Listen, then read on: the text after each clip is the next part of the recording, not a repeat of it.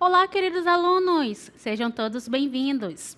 Eu sou a professora Michele Santos, professora de História, e acompanhem comigo o objeto de conhecimento desta aula.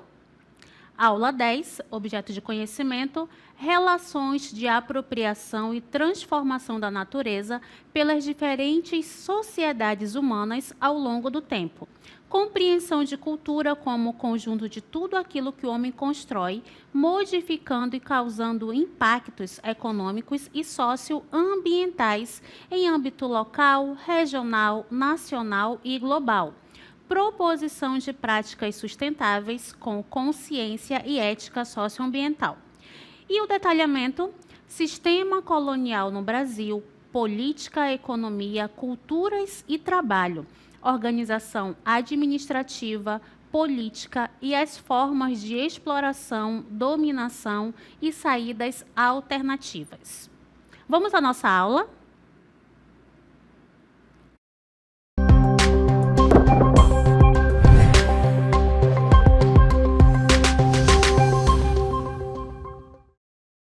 Olá, queridos! Vamos falar sobre o Brasil colonial. Mas, antes de nós entrarmos neste conteúdo, precisamos saber o contexto do Brasil neste momento. E nada melhor do que estarmos inseridos justamente nesse cenário maravilhoso, que é justamente em meio à floresta de pau-brasil, certo? Então, esse produto foi muito cobiçado no início de exploração do território brasileiro. Nesse momento, houve o que nós chamamos de período pré-colonial, que corresponde aos anos de 1500 a 1530. Então, durante esse período, esse produto ele era o ouro, vamos dizer assim, para os portugueses. Eles queriam tornar as terras produtivas, queriam tornar as terras brasileiras, lucrativas para a coroa portuguesa. E o que eles queriam, de fato, era justamente metais preciosos. Mas eles não encontraram isso a princípio, mas eles queriam ter posse do território. Então, eles começaram a explorar o pau-brasil, certo? Mas eles não efetivaram a colonização. O que isso quer dizer? Não vieram portugueses para morar aqui na região. Então, foram construídas feitorias. Essas feitorias serviam para estocar o pau-brasil, para que eles pudessem ser levados para a coroa portuguesa, para Portugal. Mas por que essa madeira era tão importante? Porque justamente da madeira, que nós estamos vendo aqui, era retirada uma resina de cor avermelhada, que assemelhava-se à brasa. Por isso o nome pau-brasil. E essa resina, ela servia para tingir tecidos. Então, o tecido ficava com uma cor avermelhada.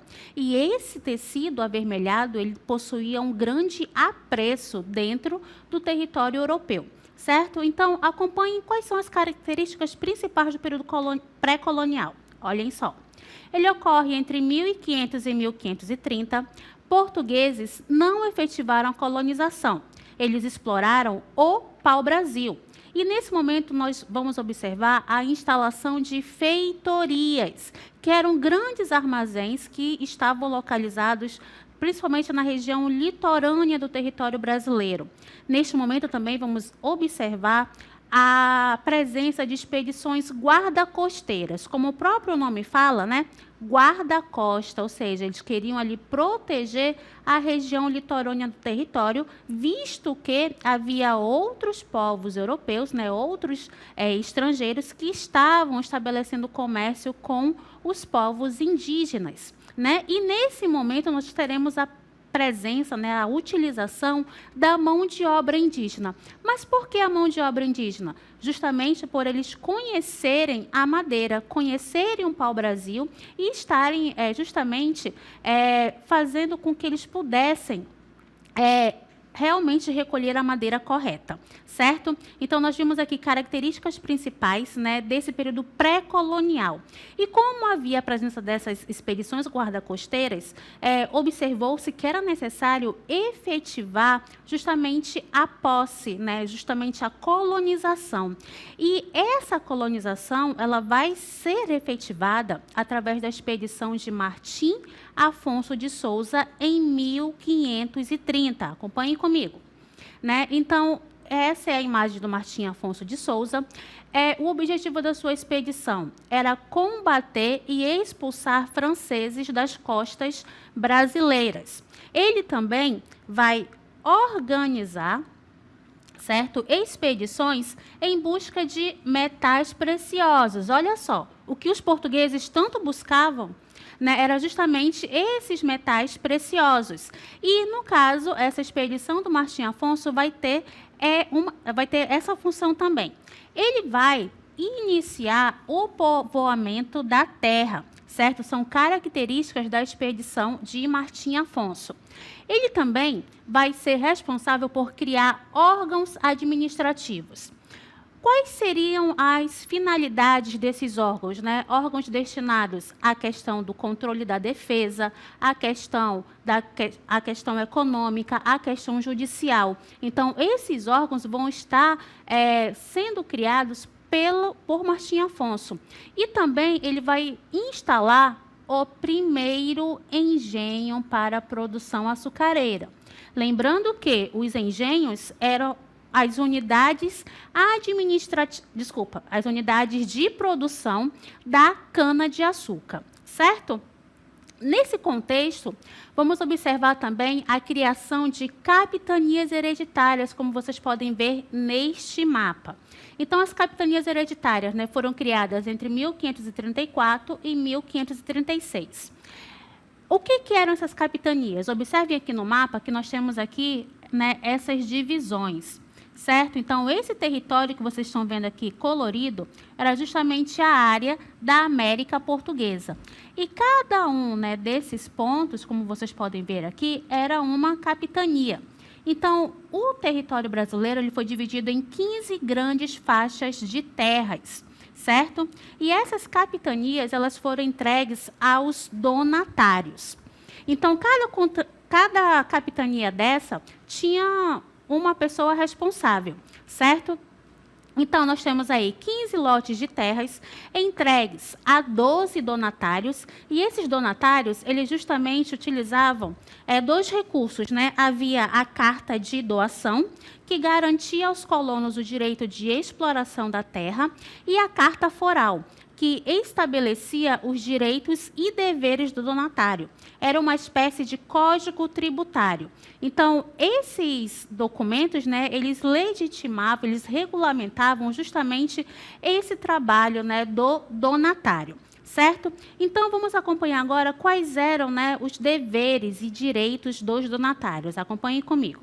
Os donatários possuíam direitos e deveres. Quem eram os donatários, primeiramente? Eram comerciantes, eram pessoas da pequena nobreza portuguesa, e a sua função era justamente favorecer o desenvolvimento da capitania por meio de investimentos próprios. Era a maior autoridade em sua capitania. Eles tinham a função de cobrar impostos e também de escravizar indígenas. Então, neste primeiro momento, os donatários terão autonomia, né, dentro do seu território, dentro da sua capitania, certo? E é bom nós frisarmos que esses donatários eles eram escolhidos pela coroa portuguesa. Então, não era qualquer pessoa que vinha para o território ou que, melhor dizendo, né, recebiam a posse dessas terras para explorar. E detalhe, né, esses donatários eles viriam para o território brasileiro por conta própria. Então, todo o processo de colonização, de instalação do engenho de açúcar, de vinda para o território brasileiro, ficava por conta do donatário, certo? Esse donatário também, ele distribuía terras que são chamadas de sesmarias, que, conforme a necessidade, né, eles distribuíam essas terras com a finalidade de tornar a terra produtiva. Então, as sesmarias elas estavam inseridas nas capitanias hereditárias, ok? E qual era a finalidade, né? Tornar a terra produtiva, tornar a terra lucrativa para a coroa portuguesa. Então, uma das suas funções também era explorar a região e usufruir de todos os seus recursos naturais. Desenvolvimento de infraestrutura estava associada à segurança, construção de fortificações, principalmente para expulsar os franceses e proteger aos ataques dos povos indígenas. Ué, professora, franceses, mas não era do Brasil? Sim, só que, lembra que eu falei para vocês há pouco, o território, ele havia vamos dizer assim, muitas invasões estrangeiras. Dentre essas invasões, havia a presença dos franceses que faziam um comércio direto com os indígenas. E lembrando, né, eles não faziam isso de uma forma impositiva ou de uma forma que pudesse explorar exaustivamente o trabalho do indígena. Então, o indígena ele acabou se associando a alguns estrangeiros, dentre eles os franceses. E os franceses faziam esse comércio do pau-brasil. Lembrando que, nesse contexto econômico, nós precisamos lembrar, né, enfatizar, que havia o Pacto Colonial, em que a coroa portuguesa ela tinha monopólio total do comércio com o Brasil. E a França, nesse momento, estava ali desobedecendo a esse pacto colonial. Por isso que houve todo esse processo para estabelecer uma posse efetiva e houve a criação das capitanias hereditárias, certo? Então, acompanhem comigo. É o seguinte texto. Capitanias hereditárias. Algumas capitanias foram abandonadas e outras nunca receberam seu donatário. Por quê? Porque era um alto custo para que o donatário saísse de Portugal e viesse para o Brasil. Então, eles não tinham garantia de lucro. Logo, alguns donatários eles não vão se aventurar e não vão chegar até o território brasileiro. Certo? E havia também alvo de ataques indígenas que lutavam contra a presença portuguesa em suas terras. Nesse contexto, apenas 2 capitanias prosperaram, que foi a capitania de Pernambuco, comandada por Duarte Coelho, responsável por introduzir o cultivo da cana-de-açúcar, e a capitania de São Vicente, comandada por Martim Afonso de Souza, graças ao tráfico de indígenas que realizavam naquelas terras. Então, acompanhe agora comigo o mapa, que mostra justamente as capitanias hereditárias, né? E vamos frisar que apenas Pernambuco, certo? E São Vicente, como vocês podem acompanhar aqui, ó, São Vicente e Pernambuco foram as capitanias que prosperaram nesse contexto, ok?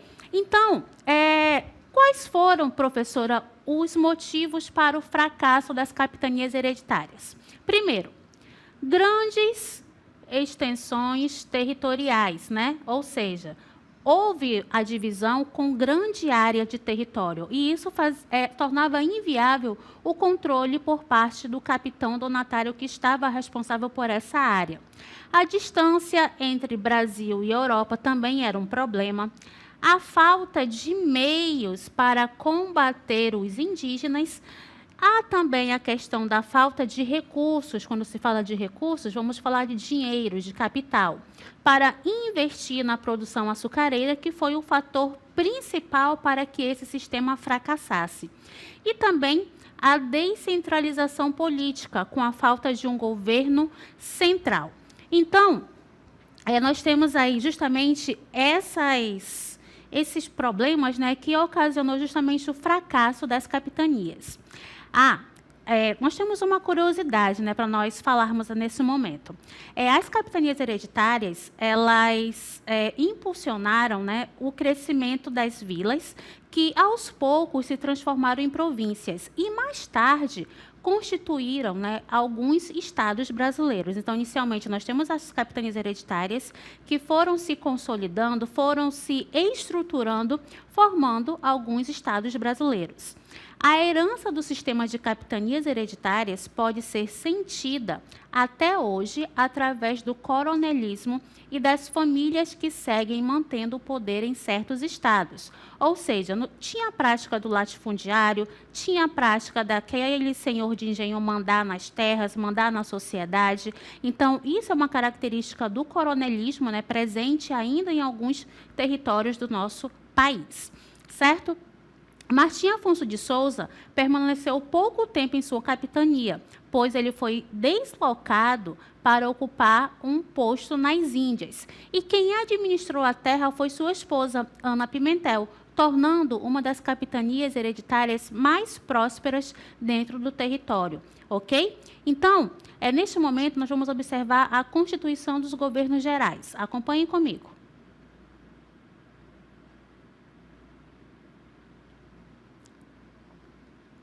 Governos gerais. Para falar desse sistema, nós estamos inseridos aqui numa praça, Praça Tomé de Souza, que se localiza no centro da Bahia. Essa praça, né, teve um nome anterior, que era chamada Praça da Parada, e essa praça, ela servia como um ponto de encontro, e ela acabou também concentrando muitos órgãos administrativos, como a sede da prefeitura e a sede do estado, certo? Então, é um local de importância cultural, política, histórica relevante, e por isso que nós estamos inseridos neste cenário. Então, o governo geral, ele contou com o apoio dos funcionários, certo? Que era o ouvidor-mor, provedor-mor e capitão-mor. Esses funcionários, eles estavam inseridos justamente nas capitanias hereditárias e reais. E também, nesse contexto, vamos observar a presença das câmaras municipais. Então, nós trouxemos aqui essa imagem que vai representar justamente a função, né, do governo geral. Então, o governo geral foi criado para garantir, de uma forma centralizada, o controle administrativo da colônia. Representavam os interesses da coroa portuguesa no Brasil. Não extinguiu o sistema de capitanias hereditárias, ou seja, havia a sede do governo geral, certo? E também havia a presença das capitanias hereditárias. E esse sistema, né, do governo geral, ele vai ajudar os donatários, uma vez que ficava mais fácil a comunicação do donatário com esse governador geral. Bem, era isso que se pensava, certo? Então, o local escolhido para a sede foi a Baía de Todos os Santos, que era um local estratégico para que houvesse a criação desse, vamos dizer assim, dessa sede do governo geral. Certo? Então, observamos também a criação de cargos administrativos para ajudar o governador geral, como, por exemplo, o ouvidor-mor, que ele justamente fazia o trabalho voltado para a justiça, o provedor-mor, que era responsável pela economia das capitanias hereditárias, e o capitão-mor, que estava ali destinado a defender o território.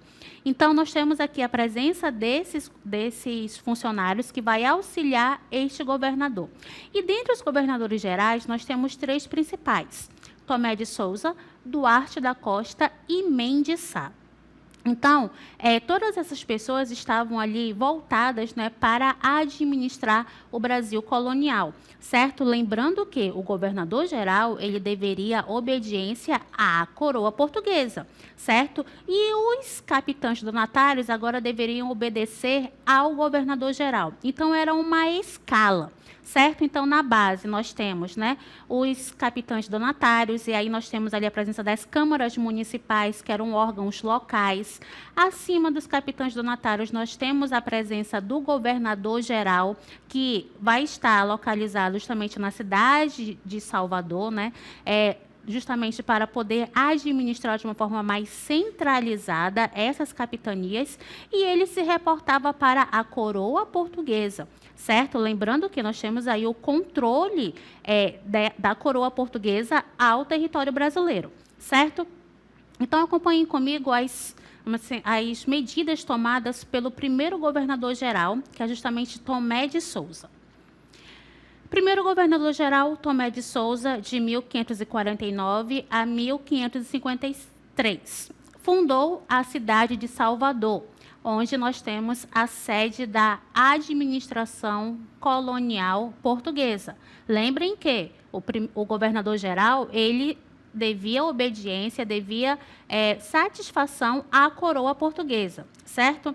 Tomé de Souza, ele vai implantar a política de convívio pacífico com os nativos. Lembrando que havia, né, uma certa, vamos dizer assim, um problema entre nativos e também os colonos, porque os colonos queriam escravizar os nativos e os nativos não queriam ficar sob essa condição, certo?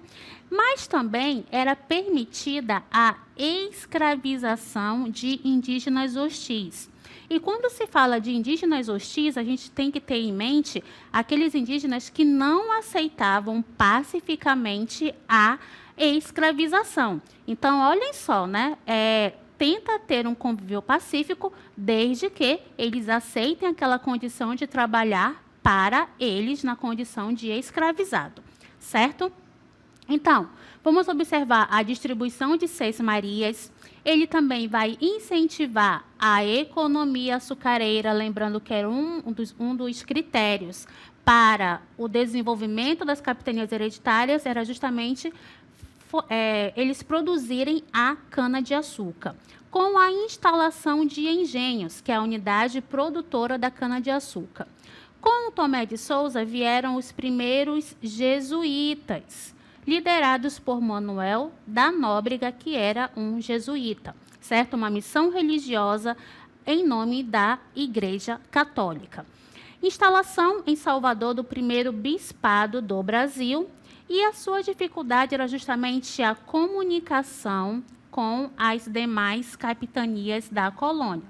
Devemos lembrar que, nesse momento, não haviam estradas, certo? Então, ficava muito difícil, justamente, essa interligação, essa comunicação entre as capitanias da colônia. O nosso segundo governador-geral é Duarte da Costa. Ele ficou no poder, né, entre 1553 e 1558. Tentativa de escravizar indígenas catequizados. Opa! Quando isso acontece, automaticamente há um conflito com o bispado. Olha só, o bispado tinha o objetivo de converter novos cristãos. Então, esses cristãos, esses nativos que se convertiam ao cristianismo, à religião católica, tinha a proteção dos missionários. E quando Duarte da Costa tenta escravizar esses indígenas, com certeza haverá um conflito com a igreja, certo? E neste momento também vamos observar que em 1554 houve a fundação do Colégio de São Paulo pelos jesuítas. Lembrando que não era qualquer pessoa que podia fazer parte, podia participar das escolas, certo? Em 1555, vamos verificar a primeira invasão francesa. Olha só, os franceses sabiam que a região poderia ser próspera para o comércio deles, para o desenvolvimento deles. Então, há a primeira invasão francesa em 1555. Eles invadem qual território? Né? O atual Rio de Janeiro, com o objetivo de estabelecer a França Antártica. Bem, o que eles queriam, né? Eles pensavam que a França Antártica poderia ser uma base comercial e asilo religioso para os protestantes franceses. Professora, o que a senhora quer dizer com isso, né? Bem, na França estava havendo um momento da perseguição aos protestantes, né? Ali o momento da reforma, contra a reforma, então havia a perseguição dos protestantes na França. Então o que eles pensaram, né? Nós queremos praticar os nossos cultos livremente, queremos adorar, né? Queremos fazer nossa prática religiosa de uma forma mais branda, mais pacífica. Então a melhor maneira é a gente fugir daqui e vamos para um novo território. E eles observaram que poderiam vir para o Brasil, né? E se estabeleceram na região que nós conhecemos hoje como Rio de Janeiro, e se estabeleceram lá, certo? E, nesse momento, nós vamos observar que a coroa portuguesa vai querer expulsar justamente os franceses. E isso vai acontecer durante o governo do terceiro governador-geral, que é justamente do Mendes Sá, que começa em 1558 e vai até 1572. Em 1665, Estácio de Sá funda a cidade do Rio de Janeiro. Por que ele funda essa cidade? Justamente para se apropriar da região que foi invadida pelos franceses, estabelecer a colonização. E, com isso, acontece a expulsão dos franceses. Mendes Sá, ele conta com o apoio do seu sobrinho, Estácio de Sá, que vai ser justamente o comandante que vai favorecer essa expulsão dos franceses. Então, em 1572, o Brasil foi dividido em dois estados. O estado do norte, cuja capital era Salvador, e o Estado do Sul, cuja capital era o Rio de Janeiro, certo? Então, essa era a divisão do Brasil neste momento. Então, contando ainda com a questão de administração local, vamos observar, né, as câmaras municipais. O que eram as câmaras municipais? Órgãos de governo local com autonomia para legislar e administrar os municípios. Composição. Quem fazia parte das câmaras municipais? Membros da elite local. E esses membros da elite local, eles tinham o nome, né, justamente de homens bons. Quem eram esses homens bons, né? Grandes proprietários de terras e comerciantes. E essas câmaras municipais, elas estavam subordinadas ao governo geral e à coroa portuguesa, certo? Então, essas são as características das câmaras municipais. Vamos verificar quais são as suas funções. Vamos lá. Administrar a cidade ou vila, cuidando da infraestrutura, ruas, pontes, mercados, estabelecer impostos e taxas locais. Tinha também a função de regular o comércio e a produção agrícola, controlar a ordem pública, organizando milícias e decidindo sobre pequenas infrações. E também fiscalizar a aplicação das leis da coroa. Então, observem que as câmaras municipais, elas tinham um objetivo de regular, de controlar, fiscalizar, administrar pequenas unidades administrativas, que eram justamente as vilas ou as cidades, certo? A estrutura da Câmara Municipal conta com a presença de vereadores, que eram responsáveis pela administração e legislação local, o juiz ordinário. O que é o juiz ordinário? O juiz daquele local, né? Um juiz, vamos dizer assim, territorial, né? É a principal autoridade judicial da vila, ou seja, ele era o juiz de uma pequena instância, de um pequeno território. Temos a presença do procurador, que defendia os interesses da Câmara e da população perante a coroa, e também os almotacés, que eram encarregados da fiscalização dos preços e da qualidade dos produtos vendidos nos mercados. As câmaras municipais, em seu contexto geral, foram os principais órgãos administrativos no Brasil colonial, exercendo um papel essencial na política local e na vida cotidiana das vilas e cidades. No entanto, eram dominadas pelas elites e tinham um caráter excludente, refletindo as desigualdades da sociedade colonial, certo? Então, nós trouxemos agora para vocês também um vídeo, né, que vai trazer algumas imagens sobre a questão da cultura presente nesse momento. Então, nós temos aqui um retrato, né, uma imagem que faz referência à cultura indígena. Lembrando que os indígenas, os povos indígenas, os povos tradicionais, eles possuem conhecimento sobre a fauna, a flora e os costumes alimentares baseado na sua interação com a natureza. Vai influenciar nas danças e rituais, e tem palavras no nosso vocabulário que são de origem indígena, claro, né? Tapioca, canoa, jacaré, né? Então, essas palavras, elas são de origem indígena e estão incorporadas à nossa linguagem, certo? A nossa próxima imagem vai fazer referência justamente à cultura africana. E aqui nós trouxemos uma imagem que representa a capoeira. Então, a cultura africana vai introduzir ritmos musicais, como samba e maracatu, cultivo de alimentos e artesanato, vai influenciar a religiosidade, com o candomblé e a umbanda, em que haverá o sincretismo religioso com a interligação das religiões aqui existentes, e também vai desenvolver esse tipo de dança ou de luta, como alguns chamam, né, que é a capoeira, que era uma forma de resistência para o povo africano. E vamos observar também a questão da cultura europeia, com a imposição da língua portuguesa, certo? Que é a língua que nós falamos, é a língua oficial, e o catolicismo, a introdução da arquitetura barroca, O que seria a arquitetura barroca, professora? A arquitetura presente em igrejas, né, mais antigas, né, é uma arte sacra, uma arte religiosa. Então, essas características fazem parte da cultura brasileira, essa interligação de culturas. Vimos a cultura indígena, a cultura africana e a cultura europeia, que se interligam formando a grande miscigenação que faz parte da nossa cultura brasileira. Certo? Então, aqui nessa imagem, vocês podem observar, né, um retrato que mostra os jesuítas no Brasil durante o período colonial. Então, queridos, esta foi a nossa aula e até a próxima.